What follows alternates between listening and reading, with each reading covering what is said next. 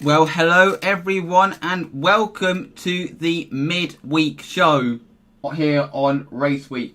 Now, just going to say the way that this is going to work is on RaceWeeks, the plan is that this show is going to be done on the Thursday before each race. But on weeks where there is no Formula 1 race, I will be doing this show on the Wednesday after each race, because this will be on the weeks before races. This will be combined with the preview shows for each race. So we will today be looking back. The way that's going to work is, firstly, we're going to go into the news for this, to the news that has happened since the Austrian Grand Prix. We will then be looking back on the Austrian Grand Prix, analysing quite a few things that happened in the race, and then I will be previewing the Styrian Grand Prix this weekend at the Red Bull Ring, the second race at the Red Bull Ring. So let's go in to the news.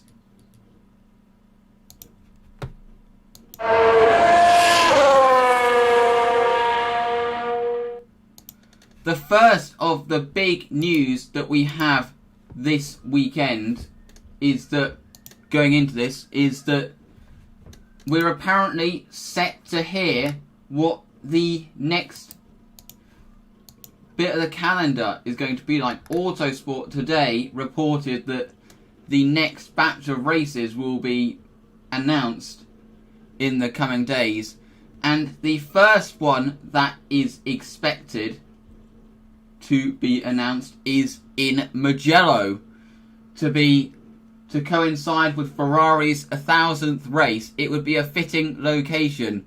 It would be an interesting track in a Formula 1 car. My personal concern is, how would the cars race there? But it does look like that we will be having a race in Mugello this year, in the week following the Italian Grand Prix. And that could be an interesting thing. The interesting question is if it turns out to be a real success and there's a lot of campaigning, would they have it as a regular venue on the calendar? But this could be quite good for Formula 1 to be having an extra track, obviously, to make up the schedule. And a good way of having a bit of variety in this unusual time. Good way of making use of it. And then after that, they say that the next part of the calendar is confirmed, because following Mugello, it's going to be the Russian Grand Prix, which will take place on the 27th of September, which is its original date. And then afterwards,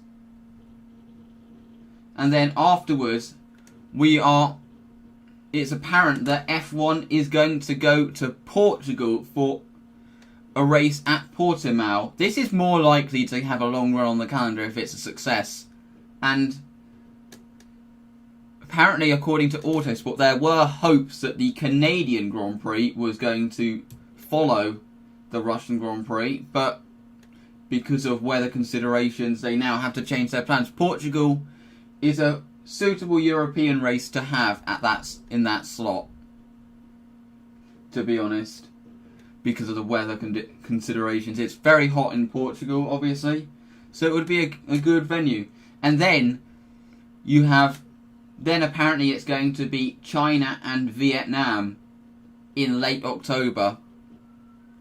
Now, China, I did see reports it was hitting a bit of a snag in the fact that they have a 2-week quarantine on both entry and exit. But it seems that they have been in discussions and that they seem confident that they'll be able to race in Shanghai. And then the one that surprises me most about this report is Vietnam. I mean, I've been pretty certain for a long time that they're not going to like the idea of having a late season race and then dismantling, then reassembling the track in time for next year's race in April. But it's apparently on the revised schedule, so, and that would be, it would be good to see a new track on this, another new track this season. But I'm surprised to see Vietnam looking likely to happen, to be honest. That I thought that they were going to follow Zandvoort's route and wait until 2021 to make their debut. And then the biggest issue that F1 has had, and Liberty have made this very clear, and that's the reason why we don't have an announcement yet, is the American leg. Of course, we have the United States, Mexican and Brazilian Grand Prix, which are scheduled for November. And then the United States Grand Prix has issues in the fact that obviously the United States is an affected country, quite a massively affected country, and that their promoters have said that they're not willing to host the race without fans. So it's probably unlikely that they're going to be able to confirm that they're going to be able to hold with fans in time for when they need to do so. So that is a big issue. Brazil also poses an obvious issue in the fact that they are quickly becoming the worst affected country. And as I said in an Absolute Motorsport article, that and the fact that the people that they seem to not be handling the virus as well as they could be, to say the least, may mean it will be irresponsible for Formula 1 to go to Brazil this year. So I really do not see that race happening. And then the one that is probably most likely out of the three is Mexico, because they have stated they are prepared to host without fans, but they are holding firm on their original date. And if they're the only American race, F1 may see more point going back to Europe and getting more races in rather than going for a quick detour to the worst affected region, so the worst affected continent. So it's really unsure what's going to happen here with these races. But then the races that seem the most obvious is that the season is going to end in Bahrain and Abu Dhabi, with 2 races in Bahrain followed by the Abu Dhabi finale on the 29th, 6th and 13th of December. 29th November, 6th December and 13th December. That has been obvious for a while, with maybe one of the Bahrain races taking a different layout of that track. And according to Autosport, there are tracks on standby for the American leg, such as Imola and Hockenheim. They explicitly mention, but other things that could maybe be more would make more sense is, considering weather conditions in November, maybe a second race in Barcelona could be considered as well, considering weather conditions. It's going to be interesting to see, but apparently we're going to get the next set of races come in the next few days. So that is the calendar. And then next up, the big news this week: Fernando Alonso is back in 2021. He is returning to Formula 1 with his old team, which he won 2 drivers and constructors titles with. He got his 2 drivers titles with the team in 2005 and 2006 and had a lot of success. This is obviously well received, but my initial reaction to this was I feel really bad for their junior drivers, Guan Yu Zhu in particular, who is F1 worthy, and this for me actually poses the question: should this champion not being able to remain in the series? I have always said this a lot, but they have but Formula 2 has a rule that the champion cannot remain in the series. And one day, I have a feeling that it's going to result in someone who looks on course to win the championship voluntarily giving up the title so they can stay in Formula 2 if there's no F1 opportunities on the horizon, because it could ruin their career, and it could take that for the rule to be looked at. I mean, I have always said, but something does need that rule needs to be looked at, because we've seen it again. Most Formula 2 drivers, unless they are affiliated with a Formula 1 team, who don't win the championship in their maiden year, who don't win the championship, who don't graduate to F1 straight after winning the championship, then their opportunity goes. They're placed at the top of the waiting list. Other drivers take over their place at the top of the waiting list very quickly, and they just get forgotten about. When we saw it with, I believe, Giorgio Pantano, Fabio Lima, Davide Valsecchi, it could happen with Nick De Vries. And if Guan Yu Zhu, which, I mean, I still think he has a really good chance of winning Formula 2 this year. I mean, it was just one weekend, and there's likely to be more F2 races than we already know. If he wins, then obviously you can't continue in Formula 2, and the opportunity could close off in a year. Someone else may take his place at the top of the Renault driver program, and his F1 opportunity may be closed off. But that's a different discussion for going forward. Talking about Fernando Alonso, he is taking a massive risk. We know how outspoken he can be when his team doesn't deliver for him. We know how outspoken. He is known for being quite hard on teams to improve. To improve. And I believe this could go one of two ways. If Renault don't deliver with their car, he will likely be out within 1 or 2 years. I mean, probably not next year, because he'll obviously be waiting for the 2021 regulations, 2022 new regulations. But if Renault can't deliver, then how long will he hang around? We know how much teams have had to go to impress him in the past. For example, McLaren, they've had to break up with Honda, and part of that was his request. And of course, Renault are a team that have really underperformed considering their budget in recent years.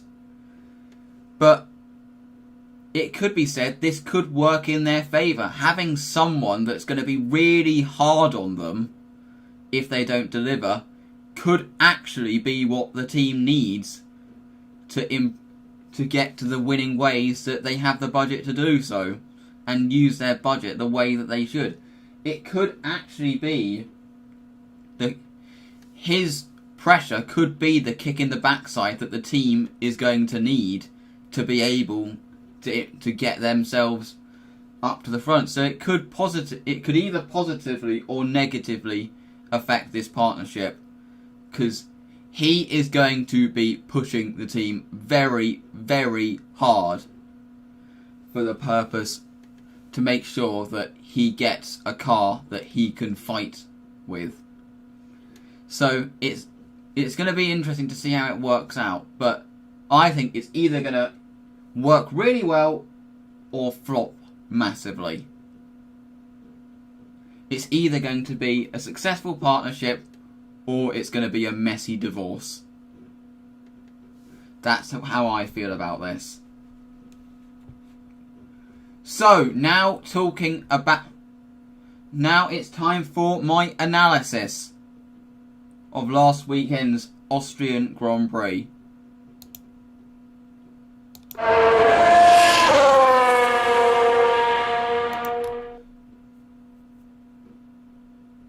So, of course, we had the Austrian Grand Prix last week. Why did I say last year? And what a race it was. There was a lot happened in the race. And I am going to analyse a few of the events. The main one I am going to analyse is the Hamilton-Albon incident. But firstly, could Mercedes' issues that they had last weekend potentially be a worry going into this weekend? Because they have stated that there's no quick fix. They are making emergency changes, but they have had a few concerns. And the second question I've got to ask is, why was reliability so poor? Because these turbo hybrids, even from the get-go, they were super reliable. They were expected to have the reliability of the early 2000s, but they proved to be really reliable. And we've had a lot more races in this era of every single one of the cars taking the checkered flag. But last weekend, only 11 out of the 20 cars finished, which is an absolutely massive attrition rate. And the majority of them were all mechanical failures. I mean, the thing that could be said is, firstly, it could be said the Red Bull Ring is a very tough track on cars with all the curbs. But the thing is, in last year's race, all 20 cars saw the checkered flag. Were able to withstand it and saw the checkered flag. So why was it different this year? Well, a lot of people were potentially saying that the teams as well as the drivers were a bit rusty, so potential mechanical gremlins. We usually see a lot of mechanical gremlins at the season opener in Melbourne, but which get diagnosed towards the midpoint of the season. But of course, this was the first race, so because of that, this had Australia levels of unreliability, but still, and potential teething issues that teams may still have, but still, it was more than we usually get in Melbourne. I mean, it was a very hot race, but also, as I said, this whole off period may have made the teams a bit more rusty when it comes to preventing the issues from happening. So I'd say it was a combination of it being the first race, the fact that it's a very tough track on cars, and the delay with coronavirus, as a result of coronavirus. But now, let's talk about the main talking point for the race, which is that incident between Alexander Albon and Lewis Hamilton.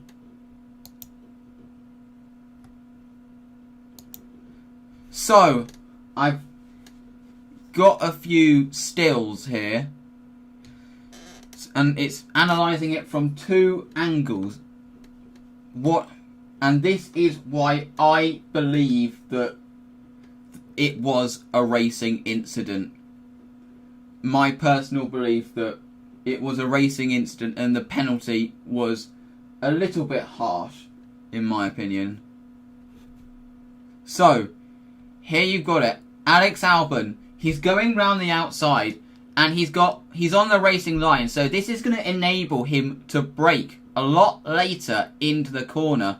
Lewis Hamilton here, as you can see, he has covered the inside but that is going to enable Alex to brake later. Lewis is going to have to brake, has to brake earlier, which obviously enables Alex to get alongside.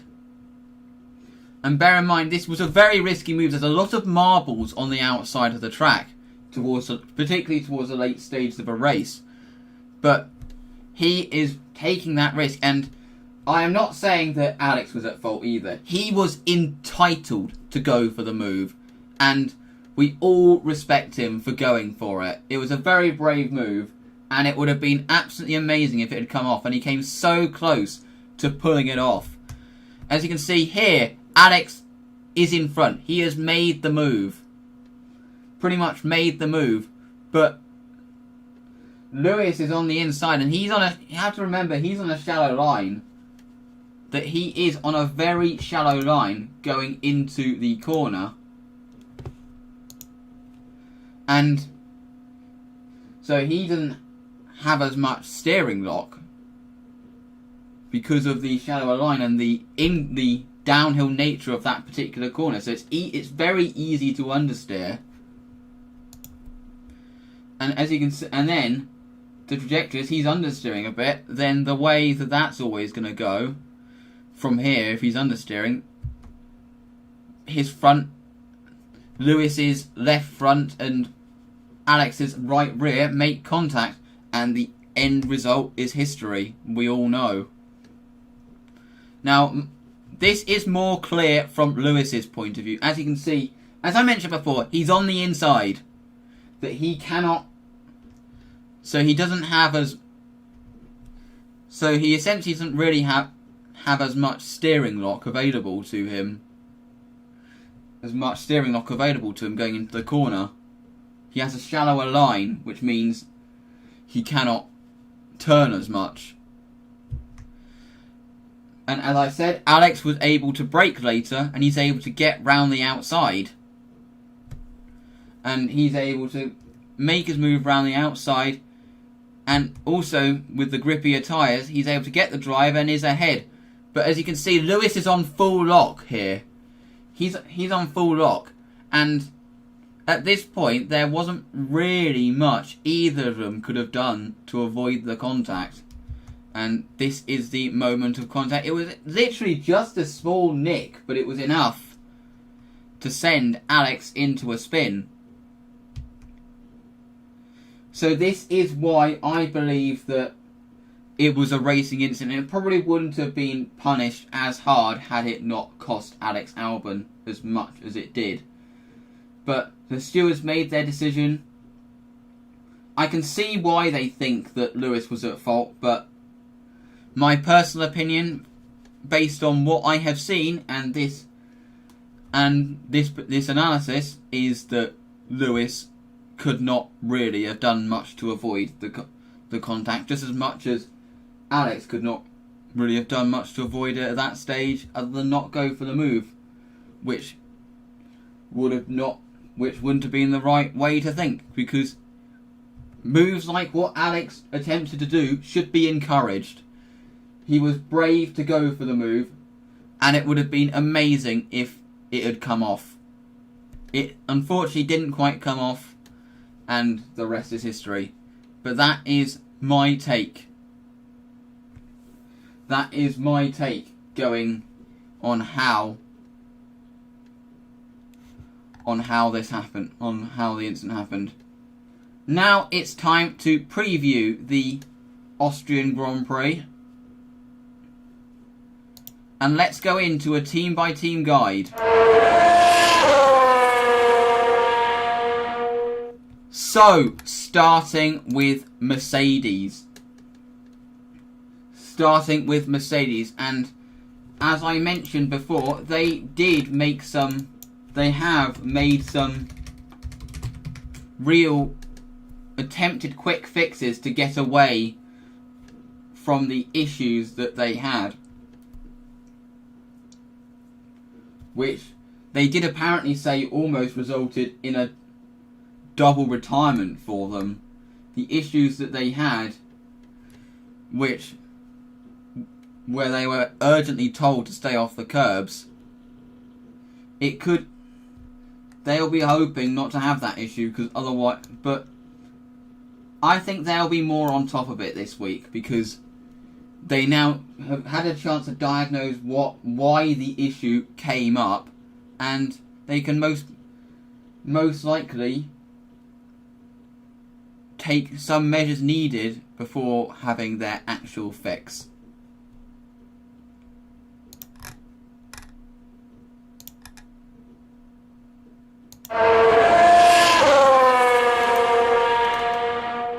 So, moving on to Ferrari, and I think you can say they had a dismal weekend in Austria, it can be said, and they have fast-tracked some of their upgrades to this second race here this weekend. It'll be interesting to see, but they'll be hoping that the car is not as tough to drive as it was a week ago. I mean, if you looked at Sebastian Vettel's on board in some of the video clips that emerged online, it just was a monster, the car was. It legitimately looked like a monster to drive.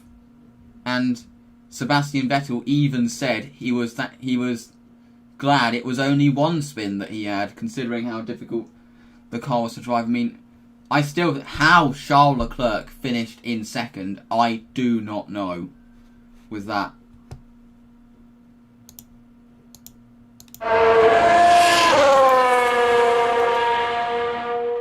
Next up, we move on to Red Bull after a disappointing race.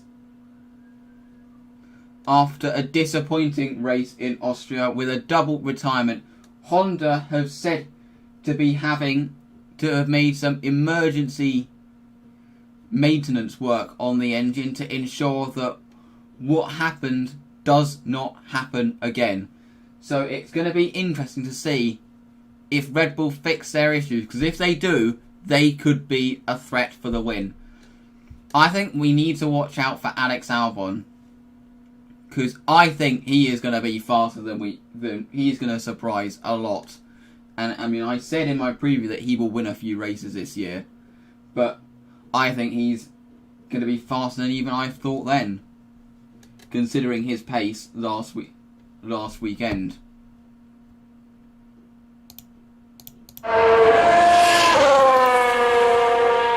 Next up, we have McLaren. Of course, they have the momentum on their side after that incredible podium from Lando Norris in Austria last week. They are on the same track, so they can really use the momentum, and they have still been basically indicating not to get their hopes up for the rest of the season, but surely they're going to have a lot of confidence going into this weekend. So, I'd say watch the McLarens this weekend.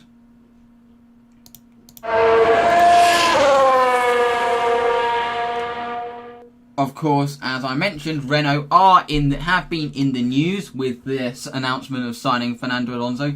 They showed good pace last week, with Ricciardo, however, unfortunately having a mechanical issue that ended his race earlier. He really could have had a good result had that not happened. Esteban Ocon seemed to struggle a bit on his return, but now he's got racing experience, he could improve this week. So it'll be interesting to see whether Ocon can get on terms with his teammate at this stage. But it'll be interesting to see how they do.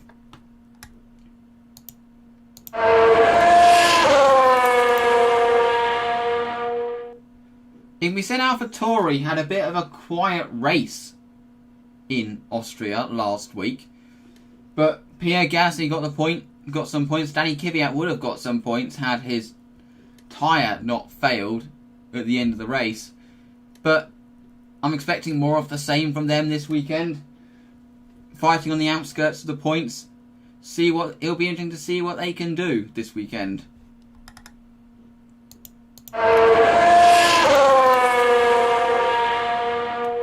They probably were one of the most disappointing teams coming away from the Red Bull ring, because the car did show pace, but it didn't quite work out as they hoped on race day.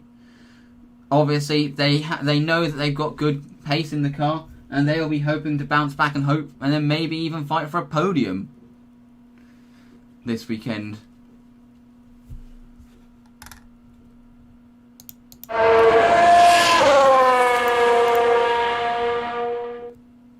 They showed worrying signs in Austria. The car looked really bad in qualifying.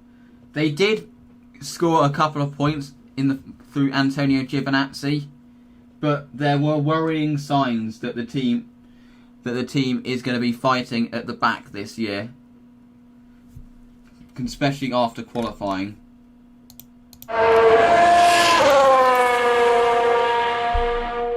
The same can be said so it could be said for Haas. They had an absolutely dismal weekend, both a double retirement as a result of 2 brake failures, and they're going to have to get on top of that to make sure that that doesn't happen again this weekend. And on pace-wise, the car was nowhere. It didn't look anywhere like it was anywhere near scoring points. As I said, they have a rocky road ahead of them, and I have a feeling this weekend's going to be a tough one.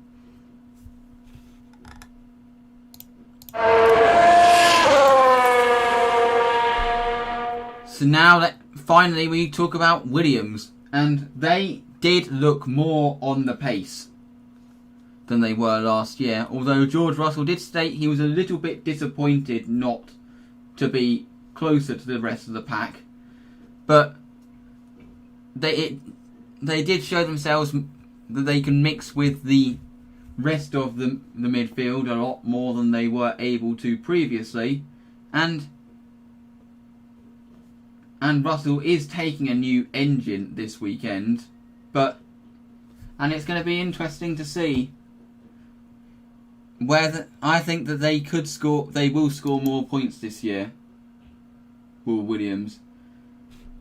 That is that is the team by team guide, and now let's go look at the track guide. It's the same as it was last week, but I keep saying last year.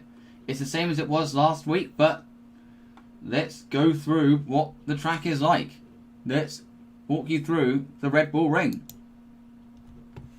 So, you get onto the main straight and on an uphill approach to the first corner, where obviously we have seen drama there in the past, and you go up the hill up towards turn 2, which is nothing in a Formula 1 car. A Formula 1 car typically ignore, to the heavy braking zone at the Remus curve, where there was a lot of overtaking last week, and now heading down the 3rd DRS zone up towards Schlossgol corner, turn 4. Now into turn 5, which is relatively ignored in a Formula 1 car, in towards turn 6 and turn 7, 2 very long left-handers. Then you have the long right-hander at turn 8. And then up towards turn 9 we go, which is a very tricky, fast right-hander. Then up towards turn 10, which is where there's a massive incline, a dip in the middle. Mistakes can be made. It's the last 2 corners which have the most violent curbs. But that is a lap around the Red Bull Ring. It'll be interesting to see because teams now know how the tyres behave around here, if we're going to see more of the same or more difference this weekend at the Red Bull Ring. It's going to be fascinating to see what's going to happen. And the other thing that's going to be fascinating is the feeder series in the form of the Formula 2 and the Formula 3.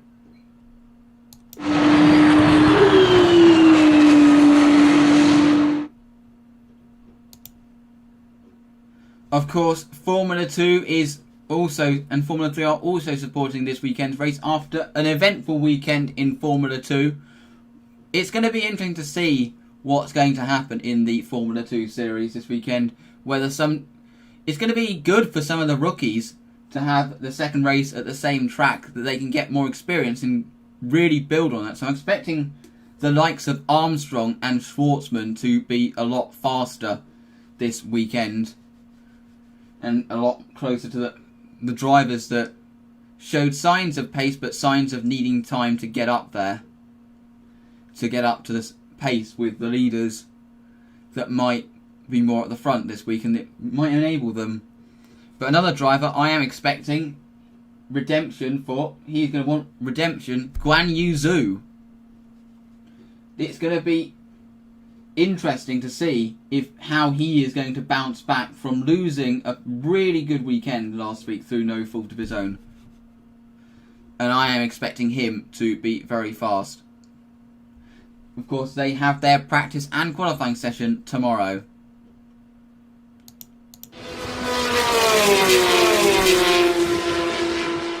As does the Formula 3 series, which also takes place after a fairly eventful weekend. I mean, the weird thing was, Formula 3 had the least mistakes out of anyone, out of any of the series that we saw.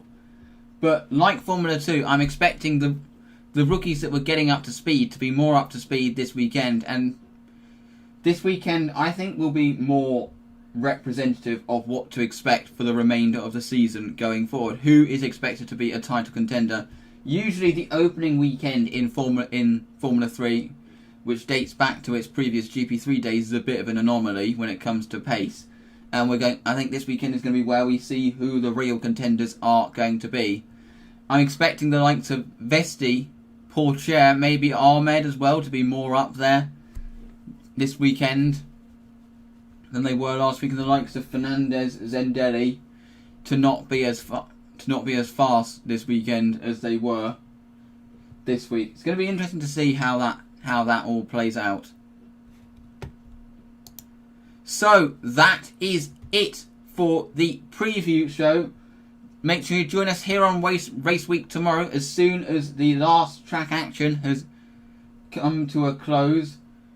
And we'll see you tomorrow for the Friday show. Goodbye.